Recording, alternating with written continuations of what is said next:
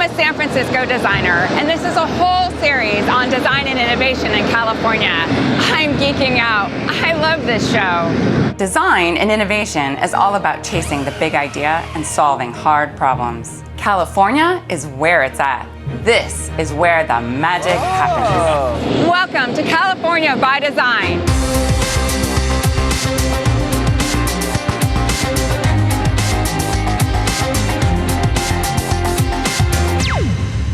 We've gathered an esteemed group of Californian and international design industry leaders at Adobe's San Francisco campus.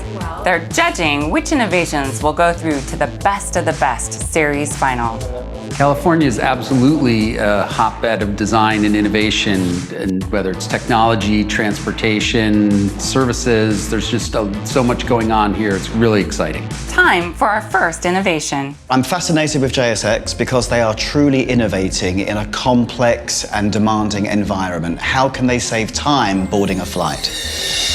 Let's face it, flying sucks, and the time that you spend in line is time you're never gonna get back. But there's hope. There's a new air carrier that's completely disrupting the whole flying experience. Hi, Alex. Hi, Caroline. So nice to meet you. Nice to meet you, too. I hear you're quite the disruptor. Well, we're going to find out why.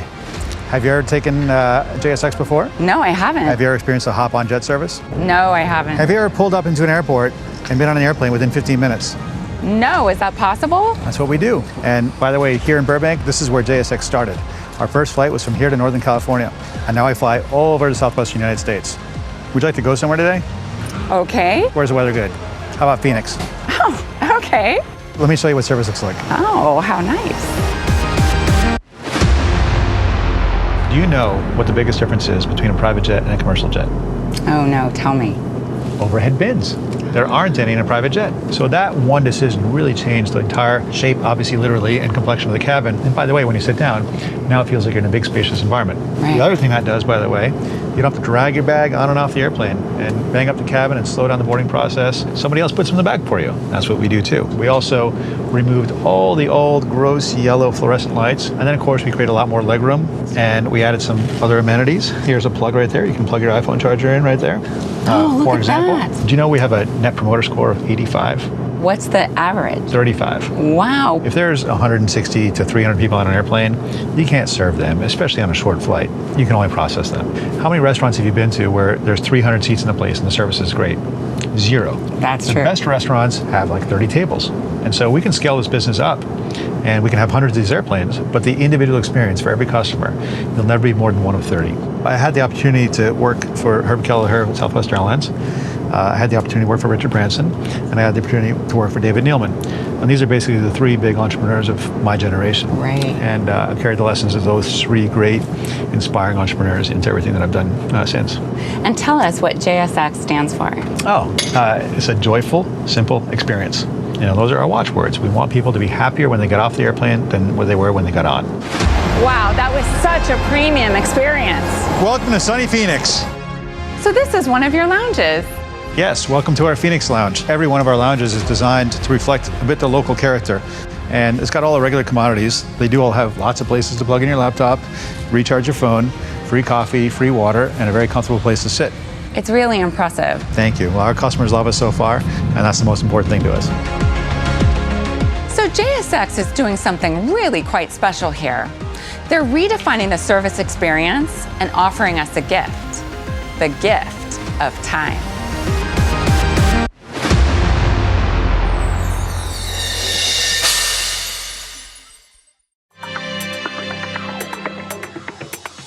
Welcome back to California by Design. There's a group of design industry leaders at Adobe's San Francisco campus, judging which innovations are going to be the very best. I can't wait to see who wins the series.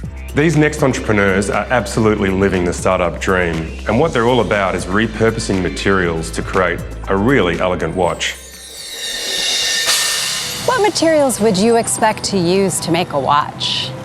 Glass, aluminum, plastic, I don't know, maybe leather for the strap? Well, the 2 designers we're about to meet had different ideas, inspired by the urban materials around them. So Janice, if you look up, this is actually where we got our inspiration from for Aggregate. The Transamerica building? Yeah, so it's actually not the building itself, but the material the building's made out of. The concrete was actually the most important element. It's hard to imagine going from a big building like this to something that's small enough to wear on a wrist. You guys are crazy. Mike said I was crazy too. And so is this a concrete watch on your wrist now? Yes, the bezel and the dial is made of concrete. It seems like it would be really heavy to wear. You would think, right? But steel is actually more dense than concrete. So I think in everyone's mind when they hear concrete, it's like they're thinking building heavy. That was kind of the playfulness of it, is taking something large, the idea of it, and putting it into something small and elegant. We kind of like to think of it as architecture on the wrist. I love that.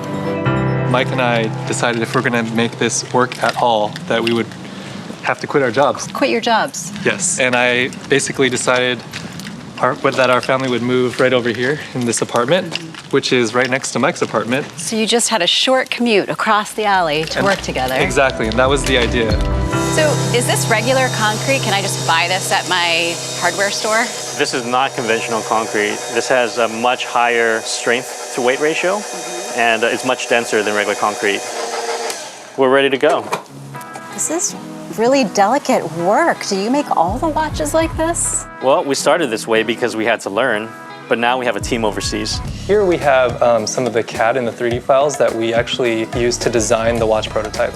A lot of times when you're working with overseas factories, there's a lot of challenges in communication. Basically, we worked a lot of those kinks out, and that's how we ended up with these production models here. Can I try one of these on? Absolutely, please do. I love this one. This is the gravel gray, actually our most popular model. When we designed them initially, we really wanted the colors to be unisex. This is concrete, right? That is the concrete bezel, and because we knew that concrete is not like metal, it's gonna wear over time, and so we wanted to design a way so that you could replace the bezel.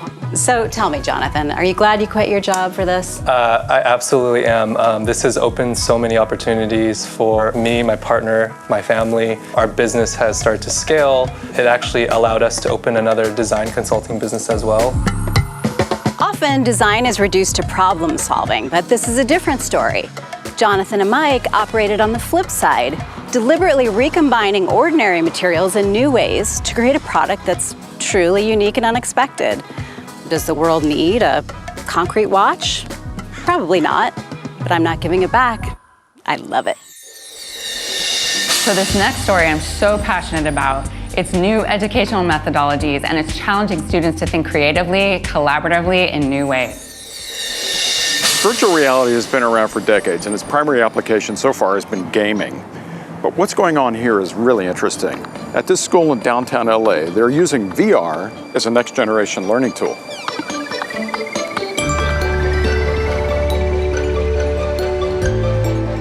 Colette, this place is just brimming with creativity. Can you tell me what you guys are doing here? Inner City Arts is a multidisciplinary arts organization that serves local students and provides them opportunities with exploring their own creativity. And this partnership with Curiious is about utilizing virtual reality as a tool to enhance what we're already doing. So, Sadie, this is pretty exciting. This is Can really you tell exciting. me what's going on here? Yeah. I need to know. So right now I have 25 fourth graders, and they're figuring out how they can interact with the 360-degree camera. So as you can see, some of them are using the floor, some of them are spinning and rotating. They're trying to play and have fun and figure out what they can do with this piece of equipment. So because it's filmed in the round, the idea is that anyone who has the footage and has a headset can put it on and be a part of this experience. We've come to California to work with Inner City Arts. Inner City Arts are very much aligned with our philosophy of having arts in education. You can see around us today the students, they're experiencing shared virtual reality, which is the unique aspect of our platform, the fact that it's no longer a solo experience. You can actually be in the virtual space and collaborating. It's really delivering next generation learning. So, I noticed the guy behind me. Is he controlling the system? One of the key fundamental aspects was to give the teacher control of a class set of headsets. The teacher can stop, start, playback of 360 content, panoramas, and can rewind it, can actually annotate on the tablet in any part of the application. So it's like an interactive whiteboard, and as he draws on the tablet, it appears in their headsets. And one of the possibilities that came up was, why don't we take the kids on a trip to Mars, and they will work in teams to design the habitation that they're going to build there, and we can put it into this unit right here so that they can literally walk around it. So Dan, would you like to go to Mars?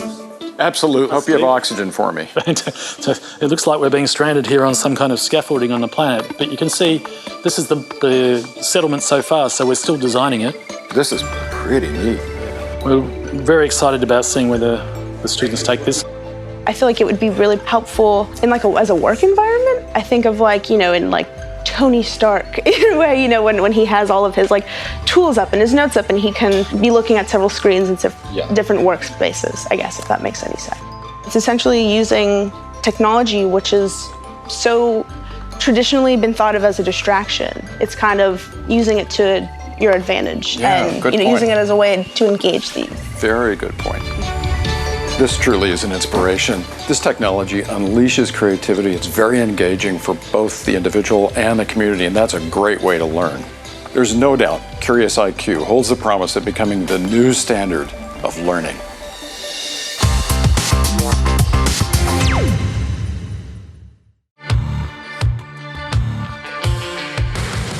Welcome back. We're ultimately looking for the #1 California innovation for the series. Our judges have already selected 8 projects from previous episodes, so just 2 to go to make our top 10 for the final. There's a lot of constraints with bar top gaming. You really can't change too much, but this next design takes it to a whole new level. We're here in Las Vegas, out in the middle of the Nevada desert, to take a look at IGT's latest bar top gaming machine. Bar top gaming machine design is all about the user interface, and this is a game changer, and yes, pun intended. Thank you very much. Matteo, I'm new to bar top gaming. What are we looking at here? So, Kerry, this is a video poker machine. Video poker? Correct. America loves this game. There's about 100,000 of these machines in the country. This space was created and invented by IGT, who's still dominating. You've got poker, keno, slots, blackjack. So let's get into it. Can I give it a go? Absolutely. Have you got some money? Have I got some money? High roller. Let me see that. I'm gonna throw down $2. Actually, you know what? $1, my man. Let's be conservative. So this is not the innovation, this is the standard, the existing. Correct. We hired a design company out of California. We went through extensive researches with casino owners, bartenders, players themselves, and we came up with a design that we believe is going to really excite everyone in the industry. Lance, what were some of the biggest challenges in redesigning this product? First key one was we're dealing with player superstition. I mean, they are really attached to the way the game is. We had to use traditional keys here and their relationship to how they're laid out and the screen. The other thing that was a big challenge for us was on the engineering and component side. That being the cash box, the money changer. The cash box. Exactly. That's important. So what we were able to do by being able to reorient the locations of these was push them down into this assembly, lower than anybody else is doing in the competition. And that's really what enabled us to do this very sleek, very flush feeling design. You guys don't mess around. This is really impressive. Isn't it? This is our showroom in Vegas. All the new products get to see the light here to start with. Now, this is Las Vegas, home of trade shows. I imagine that there's a gaming show or shows. It is actually the largest international gaming show. It takes place in October. That's where we presented our Peakbartop in the very first place. And it was so well received. A sensation, I would say. A sensation? Ah, you're killing me. I gotta see this thing. Let's go. It's over there. Carrie, here she is. Matteo, I didn't even recognize it. It's much larger, great screen, 23-inch. The first thing I noticed was the curved screen. Actually, it's the very first time on the bar tops, which delivers a superior experience. I'd really like to have a try on this new model, and I do have one more dollar. Do you? No, don't worry, Kerry. This is gonna be on the house. It's okay. On us. All right, I appreciate it. Hey, when is this coming to market? This is coming to market actually right now. We're gonna roll these out nationally and internationally as we speak. The amazing thing about industrial design is you can apply it to any product or experience. Now that I've seen what's coming, there is no doubt that the IGT Peakbartop is going to take over the bar top gaming scene. In this series, we've introduced the Planet Innovation Bright Award. Sam Lanyon will select an innovator from the series for entry into the PI Bright program, which will assist them in building their commercial and technical strategies and connect them with global partners. And now time to reveal the winner. The winner of the Planet Innovation Bright Award is Dermapen 4, and we're really looking forward to digging in and helping them plan the future of their business.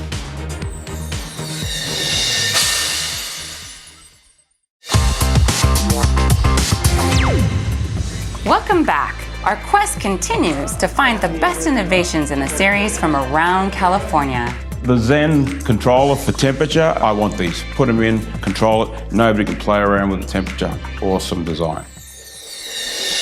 Jack in the Box, SoCal.